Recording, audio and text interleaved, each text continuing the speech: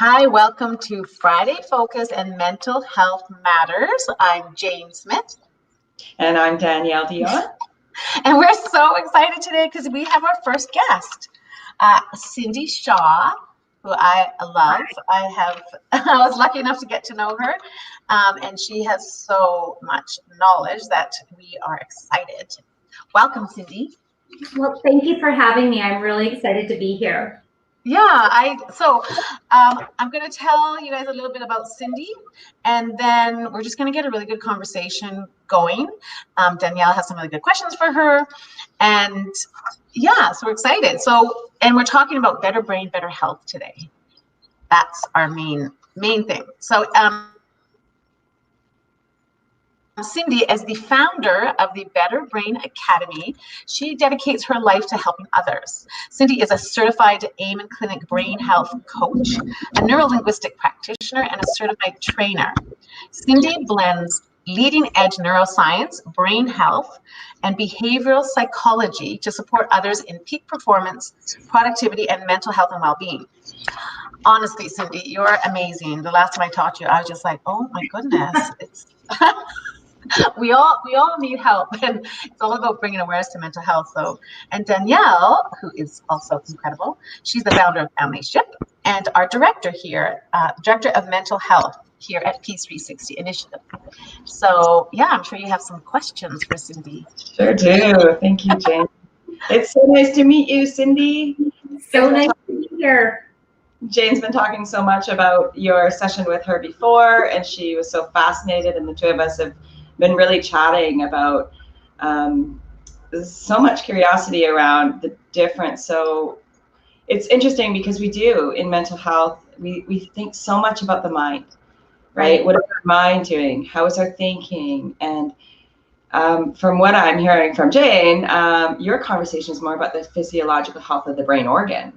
So yes. What is the difference between the mind and the brain?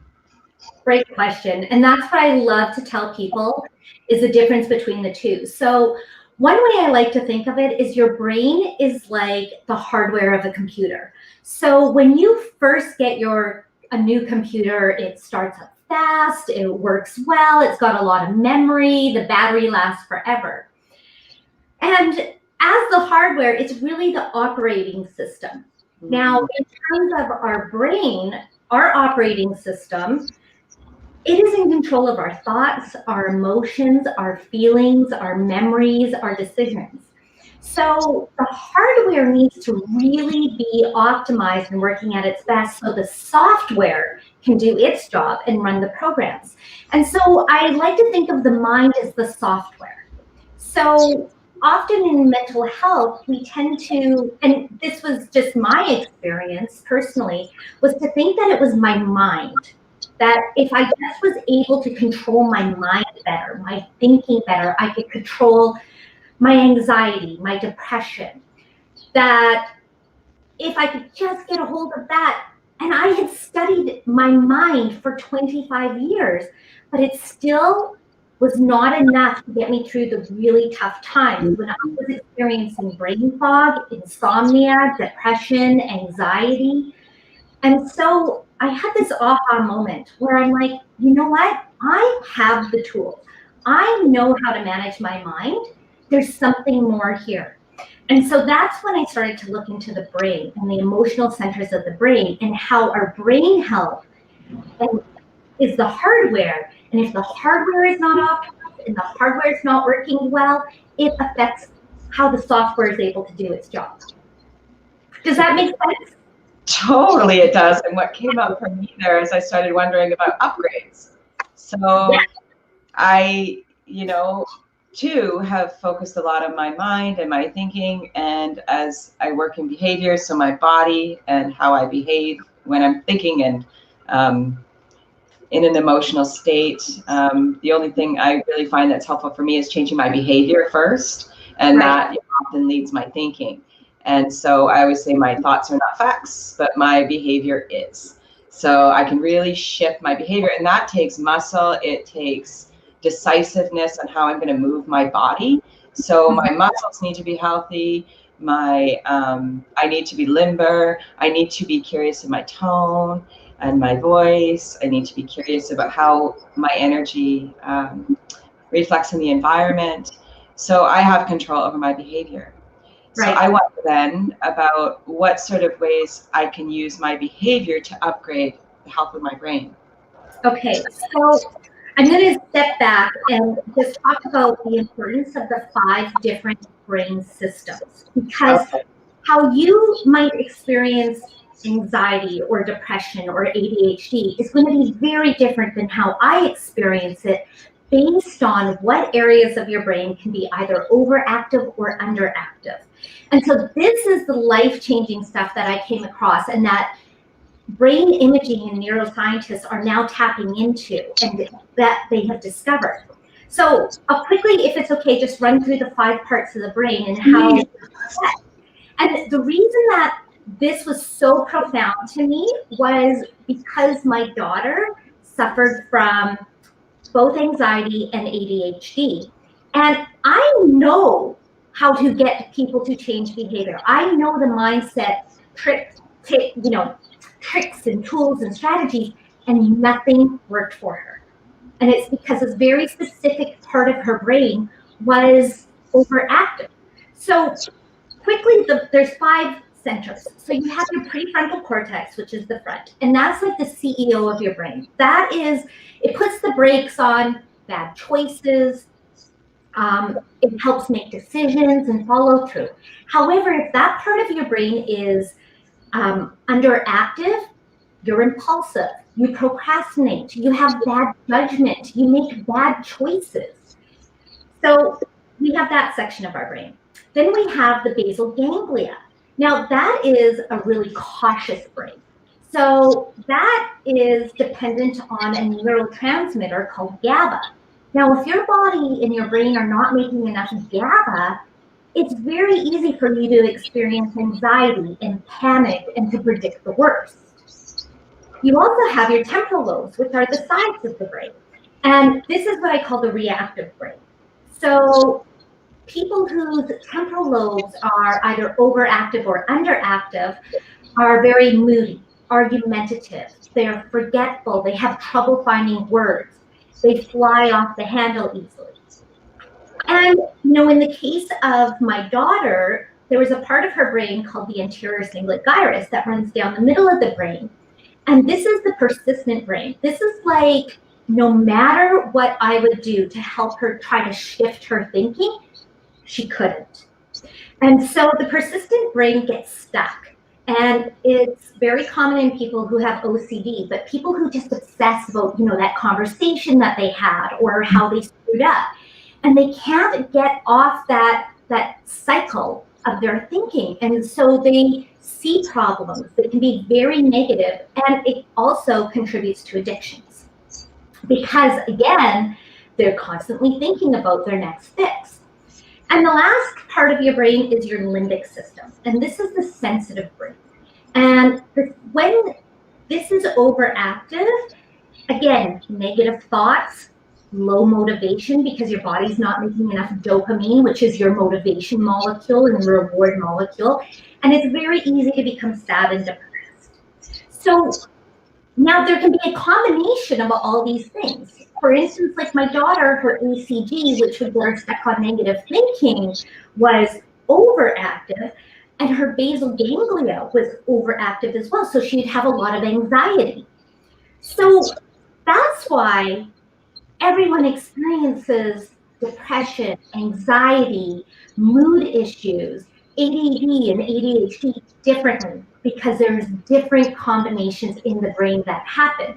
So behavior is a part of it, your thinking is a part of it, but it's really hard to change your thinking and your behaviors if the organ is not, your brain is not optimized and has the tools to help you shift. Does that make sense? This blows my mind, though. I just have to say something, because I'm like, okay, no one teaches us this stuff. We don't. Our brains are so important. That's our whole life, and yet we don't know there's 5 different parts. And the part you described, what was that called? ACG. ACG? Yeah, the anterior cingulate gyrus. So when it's healthy, what does it do? When it's Well, when you have a balanced brain, and that is possible for some people, you can have a balanced brain, you focus, you follow through on what you say you're going to do, you're not disorganized, you are able to put things into context, you respond proactively instead of reactively, you are able to calm your stress down and not fly into a rage. So all of these different parts of the brain have different roles. And when they get triggered, because of a lot of different things that can happen to us, when they get triggered, we act out. And it's not because we're bad people. It's not because we often choosing bad behaviors or bad choices. It's because our brains are not set up to help us. Our brains need help. And no one would be shamed if they have diabetes or if they have a heart problem and that part of their body is not working properly. No one's shamed for that. And that's why no one should be shamed for having a mental health disorder, because truthfully, it's a brain health disorder. I see. Yeah, it's really great because I see where you're connecting the idea of that there is the brain isn't working as effectively as it could, so that will show up in our behavior. And so I guess my question next would be what first, I just want to touch on this for a minute because I'm very strength-based perspective focused. So however, I think it's an important thing to look at from this lens is causing, like, how do our brains become underactive and overactive in these areas? Okay, great question. So there's a lot of things that can contribute to it. Definitely biologically, you can get a bad set of genes. I happen to have had my genome tested, and what it shows is that I have a gene mutation where my body does not make healthy levels of serotonin, dopamine, and melatonin. And these are key neurotransmitters that affect our mood, our appetite, our sleep, our motivation. So there can be a biological aspect there. But for a lot of people, it comes down to what I consider like 6 core areas. So, sorry, that's my puppy. Yeah, so there's a lot of things, let me just skip back. There's a lot of things that can harm our brain. Number one, brain injuries. So the University of Toronto discovered that 52% of homeless men have had a traumatic brain injury. Okay, these people did not get the help to heal their brain. So we look and we judge people who are homeless and we think, oh, maybe, we can have all sorts of judgments and not realize that it's tied to the fact that their hardware has been damaged. Infections can affect your brain. A poor diet, untreated depression can affect your brain. Not exercising, being overweight, because the more overweight you are, actually your brain shrinks in size. Not getting enough sleep. Hormones can affect your brain. So there's a lot of different aspects. I always start off with diet and supplements because most of us in Western society eat what's called a SAD diet, the standard American diet, which is full of processed foods that create inflammation in our body and our brain. And, if you put crappy fuel into your car's not going to run well. I agree with that completely. Yeah, your brain is the hungriest organ in your body. It consumes 20% of your calories. So if you're not putting in good quality fuel, it's going to be really hard for your brain to do what it needs to do. And we also live in a world, just because we're surrounded by so much chemicals and toxins and things that have depleted the mineral content in our food, taking supplements that help support your brain are really important. So I recommend to everyone taking 5,000 milligrams or 5,000 IUs of vitamin D3 every day. D3 has been linked to high levels of depression. And because we live in Canada, and if you live in a northern state, you are not getting a lot of sunlight. Taking omega-3s, healthy fats. Your brain is mostly made up of fat, and it needs healthy fats to be able to thrive. So that's found in salmon, olive oil, coconut oil, MCT oil, avocados, nuts and seeds. So really, again, instead of grabbing a donut or a muffin, grabbing a handful of raw nuts to feed and fuel your brain. Mhm. Another thing I recommend is probiotics. They figure about 90 to 95% of serotonin is actually created in your gut. So serotonin is your happiness molecule. It's the transmitter that is going to boost your mood, and it helps with sleep and appetite. So if you have low serotonin because you're eating a crappy diet, what you really want to do is you want to fix your gut by eating foods that are going to support that healthy bacteria, beneficial bacteria. Mm-hmm. Otherwise, the bad bacteria really are going to be running your brain. What do you say? That's a really good point. And I guess what, that kind of made me think about, like, but hey, Cindy, I really like to eat chocolate cake and it feels good. Yeah. Well, I'll tell you why it feels good. So that chocolate cake feels good for two reasons. Number one, it's got a lot of carbs in it. So carbs, whether they're healthy or not, instantly boost serotonin, okay? Right. But you're going to have that crash. It's not going to last very long. Right. Secondly, sugar releases dopamine in your brain. Sugar and cocaine do the same thing to your brain. And I love where you're going here, because I've spent a great part of the last, I really measure my sugar. So I have gone through times where I've done 0 sugar, and that means 0 everything, because sugar isn't everything. So very much a minimal diet. And I have found my head clears. I think of, when I hear about headaches, I'm like, do you eat a lot of sugar? Like, I really go to that. It's my go-to, like, because it's merely made me feel well without a lot of sugar. So I avoid it at all costs. And I like where you're going there when I mentioned the chocolate cake, because it's short term.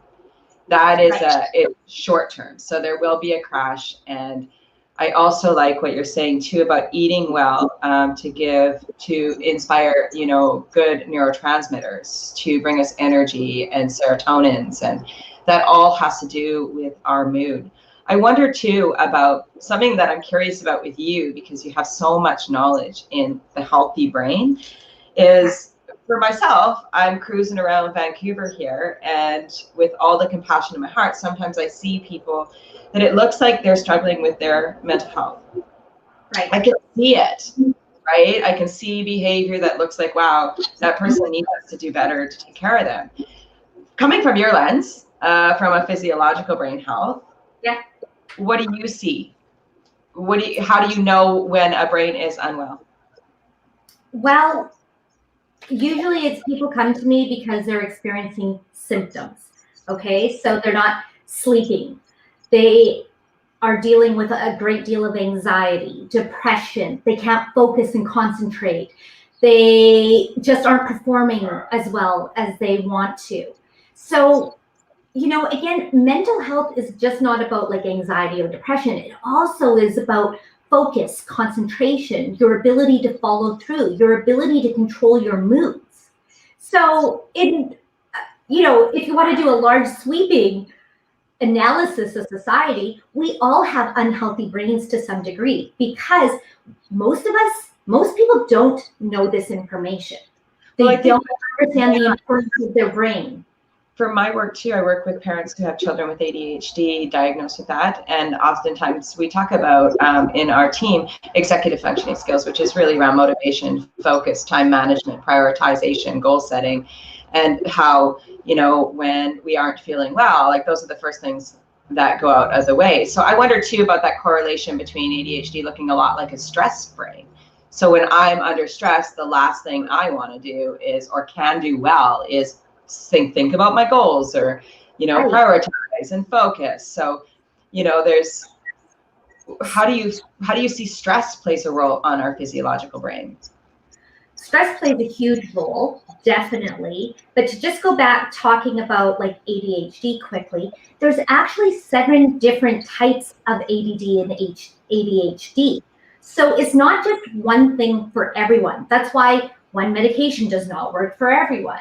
And unfortunately, a lot of medications can have a lot of negative side effects just on your body, brain. My daughter, we put her on, medication to begin with. She totally lost her appetite. It did nothing for her motivation. So this is why I'm a big proponent in natural ways to fix your brain, to help your brain.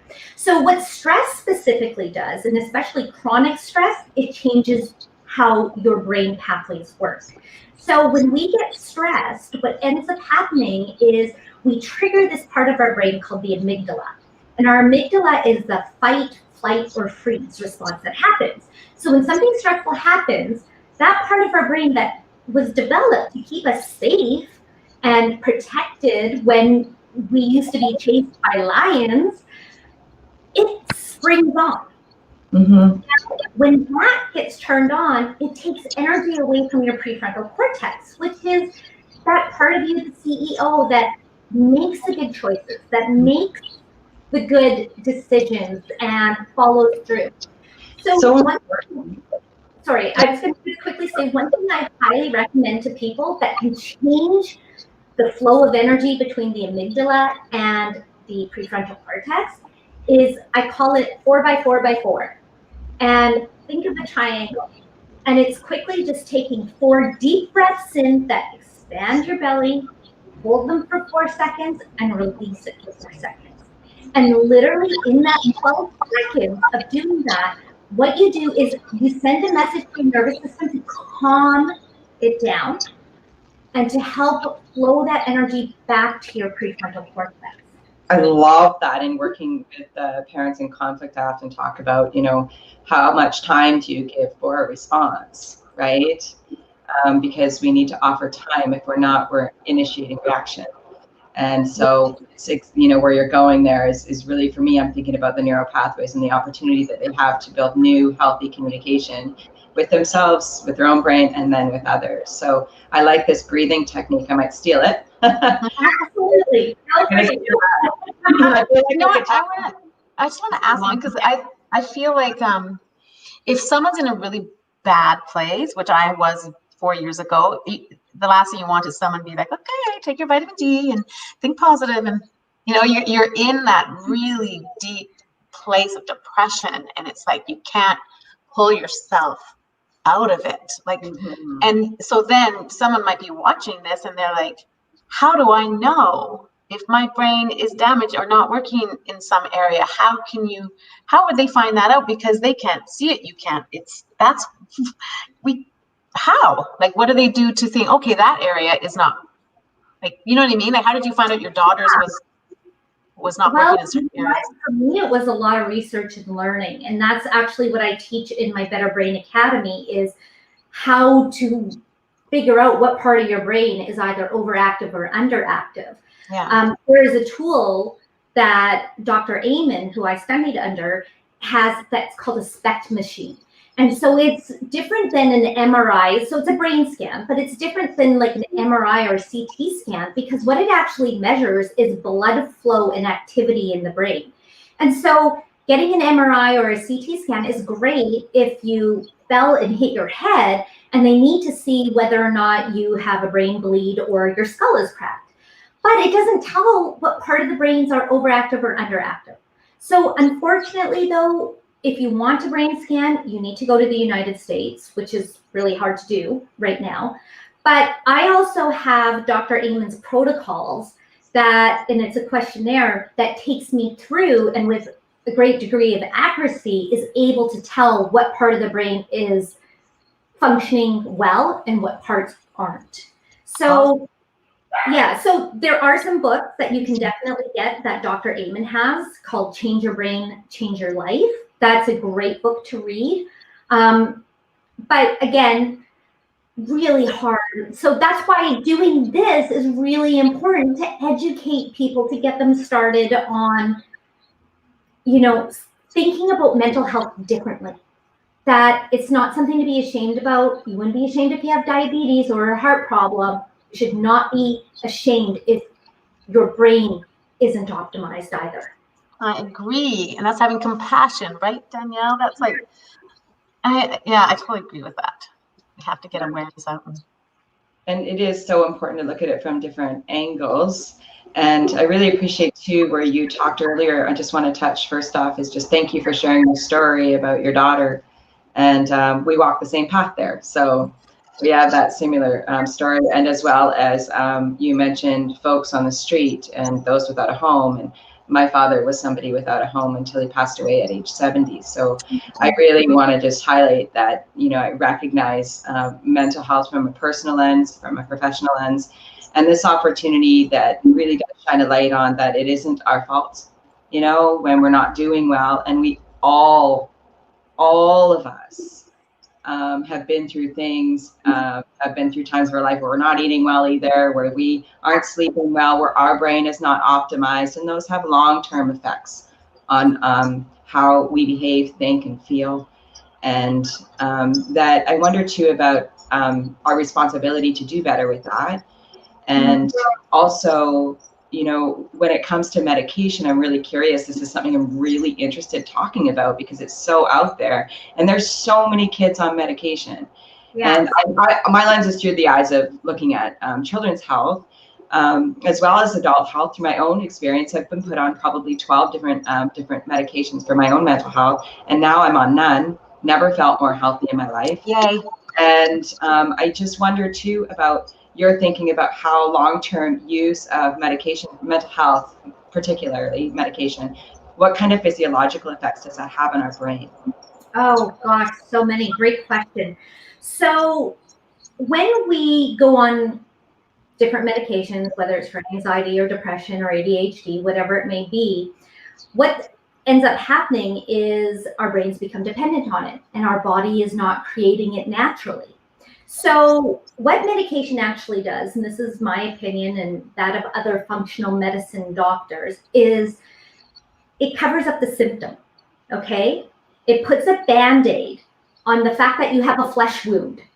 So it may temporarily calm and look like you've fixed the issue, but it doesn't get to the root cause. Why are you not producing dopamine? Why are you not producing enough serotonin? Now, it could be that there's biological reasons, like you just got a crappy set of genes like I did. It could be that you eat a poor diet. Could be that you are not managing your stress well. Could be that you had a brain injury. Like there's so many factors that can go into this. But again, so they found that with specifically antidepressants, it only works for 1/3 of people. So 2/3 of people still are suffering with symptoms, and or sometimes they go on medication and it can make things worse. Yeah. And I have had an awful traumatic experience this past summer where our good friend Greg, incredibly successful. He had like 3 degrees, an incredibly well thought of and renowned in his field. He was a tax accountant, tax lawyer, and he had his MBA. And he got all of those in 6 years, by the way. He made bad choices, like constantly. And I could tell his prefrontal cortex was not working. And we're talking an incredibly successful, incredibly smart guy who couldn't follow through on things, who would make bad choices that were now affecting his marriage, that was affecting his business choices. Yeah. And I sat down with him and I said, Greg, like how many brain injuries have you had? Because 90% of brain injuries happen to the prefrontal cortex. And he's like, or concussions. I said, how many have you had? And he's like, at least a dozen. He goes between rugby, football, skiing, motorbiking. His prefrontal cortex was so damaged. And his psychiatrist just kept putting him on different medications. Well, the medication went bad in May. I got a phone call from a mutual friend, and Greg shot and killed his wife, his 13-year-old daughter. His 16-year-old son was able to fight him off and escape. He shot the dog, and then he shot himself. No way. Cindy, honestly. This is a good friend of yours?